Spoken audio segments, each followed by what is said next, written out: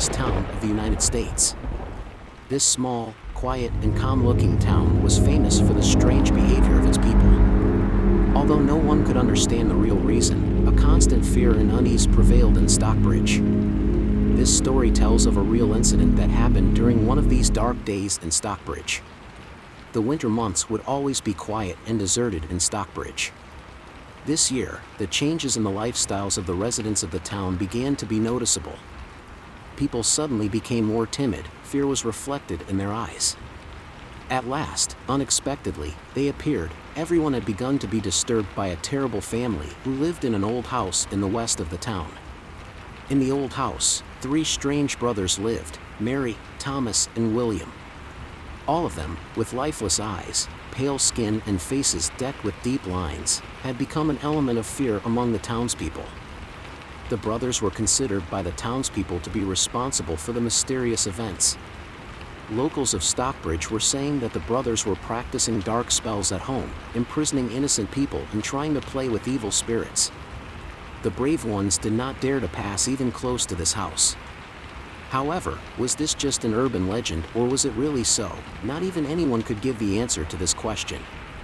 One night, a young girl named Nancy decided to walk around the old house to have an adventurous night with her friends.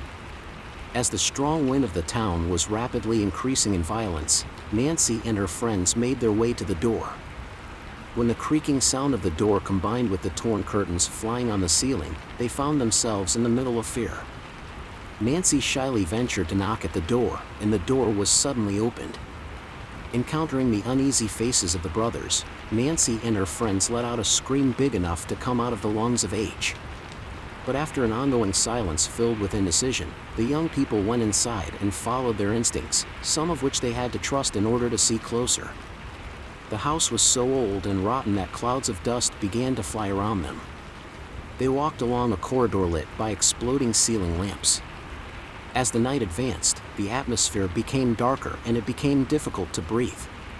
But Nancy and her friends were determined to move forward, unable to get in the way of their curiosity. All of a sudden, they started hearing voices. They felt the footsteps approaching, and it was as if the whole house had come to life in the dust. Every step was becoming more frightening, and these moments, which confirmed the legends of the townspeople, would be insufficient to tell how they scared the young people. Finally, 3 brothers appeared in front of the young people. Mary, Thomas, and William were in such a state that they almost smelled of death. They were watching the young people with deep eye sockets, rotten teeth, and pale skin in a frozen way. Nancy and her friends wanted to retreat in a panic, but a force was holding them there. The uncontrollable cursed energy in the brothers' eyes was suffocating the room. In fear, the young people heard Mary's words, not knowing what to do. "We are the source of peace in Stockbridge," Mary said with a sly smile. "For years we have been feeding this town with evil spirits and ruining people's whole lives with fear." Thomas and William were enjoying the horrors they were causing the residents of the town. Every time their evil ambitions were realized, their powers increased, they became even more dangerous. However, Nancy and her friends, a feeling of awakening appeared decently among them. Now they had to escape from this nightmare and save the town from the hands of these dark beings. Gathering up the courage in their hearts, Nancy stepped forward to confront Mary and advanced towards her.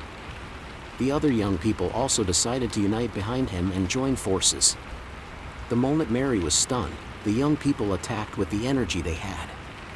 But the brothers were armed with the strength they had accumulated over the years.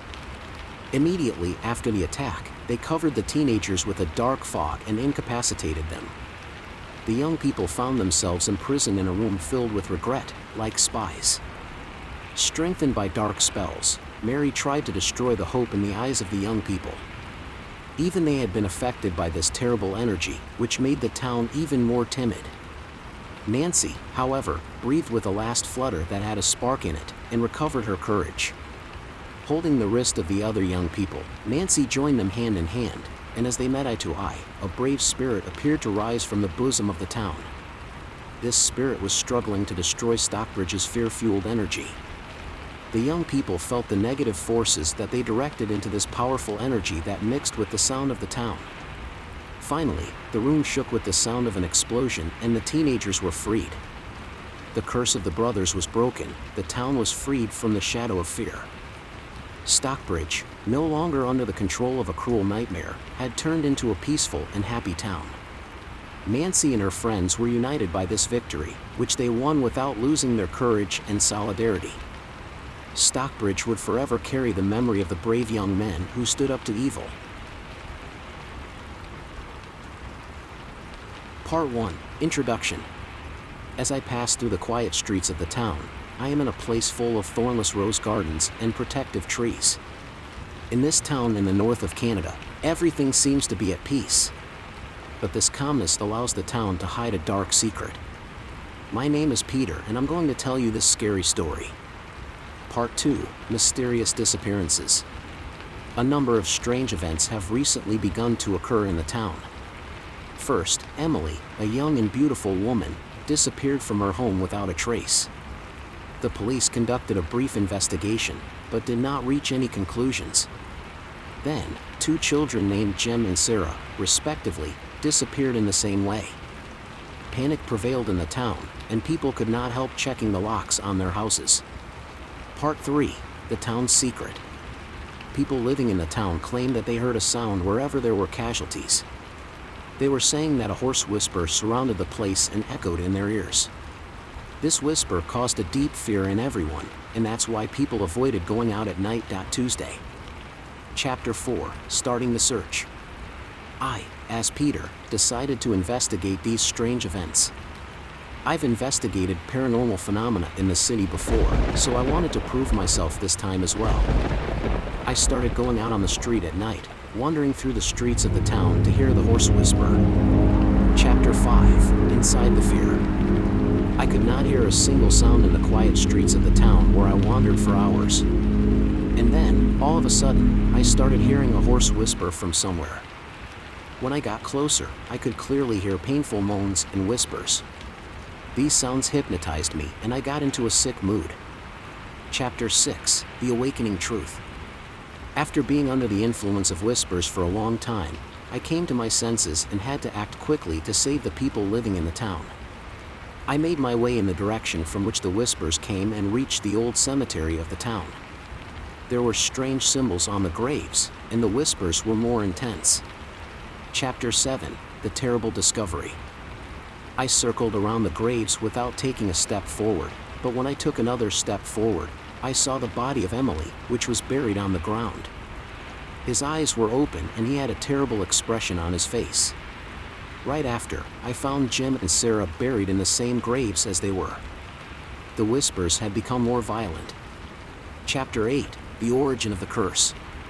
After thinking for a long time, I guessed that a local mysterious sect was behind these terrible events. This cult was founded a long time ago by the real owners of the town. Chapter 9. The Secret of the Cult. I decided to do a deeper investigation to solve the secret of the section. As I talked to the people living in the town, I learned that this sect was founded by a group of indigenous settlers 300 years ago. Their name was known as the Black Rites. He was doing black rites, rituals of using the bodies of the dead to enslave the souls of the local people and provide power. Episode 10. A Terrible Betrayal. When I discovered the terrible truth, I realized that the sect was still active. They used a number of magical devices under the ground to live in the bodies of indigenous spirits, choosing innocent people living in the town as victims. These devices were generating a frequency that emitted whispers and Tuesday fear. Chapter 11. Fighting the Darkness. I took action to disrupt the cult's plan and save the lives of innocent people in the town. We carried out an attack together with a group of non-religious people living in the town. While fighting the cult members for life and death, I confronted the leader of the Black Rites. Chapter 12. The End of the Black Rites. We had an unrelenting struggle with the leader of the Black Rites. Although we fought vigorously, the leader managed to weaken me in the end. However, the disbelieving residents of the town came to help and we neutralized the leader. We worked together to destroy all the devices of the sect, and the whispers in the town finally ended. Chapter 13. The Salvation of the Community. After the failure of the sect, peace returned to the town. The casualties did not return, but at least we had been spared the terrible whispers. the townspeople breathed a sigh of relief and returned to their daily routines. However, we would never forget the nightmarish days we lived that night. Chapter 14, Closing. After experiencing this terrifying adventure, I realized that there are many mysteries in the town that were overlooked before. The Blackrights were just the tip of the iceberg. However, since that night I have discovered that there is a new group of mysterious beings who warn people and protect the town. These beings said that if you help those who carry a secret symbol on their wrist, they protect them from terrible events. Thus, the townspeople and I now know that these protective beings are around us, and we can sleep peacefully when we hear a horse sound at night. However, we must always remember that the dark forces never sleep, and dealing with them can come at a cost.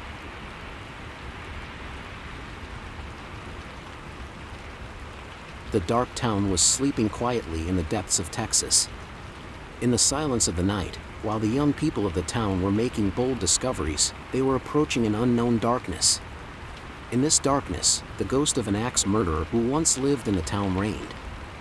Years ago, in a mysterious house in the hills of the town, the life of Elizabeth, a simple housewife, suddenly turned into a nightmare.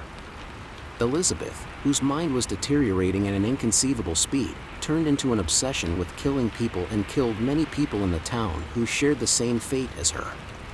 Elizabeth's murders, despite living in the most remote and obscure town in Texas, soon began to be remembered throughout the country. The name of the town has become popularly known as the Hatchet Killer's Nest December. Fear had surrounded the town, and everyone was waiting for the appearance of this ghost at nightfall. As the days, months, and years passed, Elizabeth's name was mentioned with great fear and horror, while the residents of the town eventually began to believe that her ghost was real. Paralyzed with fear, the townspeople secretly entered the house and followed the tracks of the corpses, and then never returned. The town had become accustomed to living in the grip of a silent curse that ignored even the traces of those who tried to escape from the hands of the ghost. At that very moment, young Liam and his girlfriend Emma were captivated by the influence of this black past in the town. Two young people have come to town to listen to scary stories and track down the ghost. So they took bold steps into the darkness and made their way to Elizabeth's old house. Stepping on the grass at the mention of the house, Liam felt his heart quicken with every step. Holding Emma's hand tightly, he tried to find courage. When they walked in the emptiness of the house, they carefully went inside and climbed to the upper floor via rotting wooden stairs. At that moment, there was a deep silence around. Only the gloomy breeze and the sound of creaking boards could be heard. They continued to move with slow steps along the narrow corridor and finally reached a door. When they slowly opened the door, it was empty inside. Not a single item was missing. Liam and Emma breathed a sigh of relief, but this relief was very short-lived. Suddenly, a black smoke enveloped them and they saw Elizabeth's ghost appear menacingly. They started to run backwards screaming, but the smoke around them began to envelop and suffocate them terribly. "There is no way you can escape from here," Elizabeth's ghost whispered. "You will lose everything here." But instead of giving up, Liam and Emma decided to fight even more bravely. Before the end of one, the town had to be cleared of ghosts as soon as possible. Liam and Emma began to look for a way out, hugging each other tightly in the smoke. The ghost of Elizabeth, on the other hand, continued to approach them relentlessly. Just as he was getting desperate, a memory came to Liam's mind. Years ago, an elderly woman, one of the few survivors living in the town, told me that the exit of the town was behind the smoke. Liam quickly told Emma, and they continued to move forward holding hands. As the density of the smoke increased, they pushed forward, pushing in front of them with their hands, and finally, they reached a point where the smoke dispersed. For a moment they felt as if they had returned to the quiet streets of the town, but they were still in danger. The ghost of Elizabeth followed them and quickly approached. Liam and Emma quickly began to run away, passing through crumbling wooden houses and dark alleys, reaching the town square. But the town square was also filled with a dark ghost. The ghosts of the axe murderers had answered Elizabeth's call and gathered together in an army that decamped through the town. As Liam and Emma were desperately grappling with the ghosts swirling around them, a sound echoed in their ears. "Enough!" A resident of the town appeared, shouting. His appearance was old and strong. As he walked towards the ghosts with the torch in his hand, his eyes were shining with determination. The ghosts retreated in surprise and made a formation to Liam and Emma. These townspeople had united for the end of this terrible curse that had been in front of their eyes for years. They all joined hands to destroy the ghost of Elizabeth. When the war began, the townspeople fought bravely against the ghosts. With the sounds of torches, axes and screams, the town square turned into a chaos. As Liam, Emma and the other townspeople fought relentlessly, they tried to come up with a plan that would target Elizabeth's ghost. Finally, a plan appeared aimed at Elizabeth's ghost. The townspeople would distract him, while Liam and Emma would destroy Elizabeth's ghost with a powerful blow. When they put the plan into action, the townspeople pinned Elizabeth's ghost around her. Meanwhile, Liam and Emma, grasping their axes tightly, rushed forward and attacked towards the ghost's heart. The ghost of Elizabeth groaned and slowly began to disappear. The army of ghosts began to disperse when they lost their leader, and they began to disappear around the town.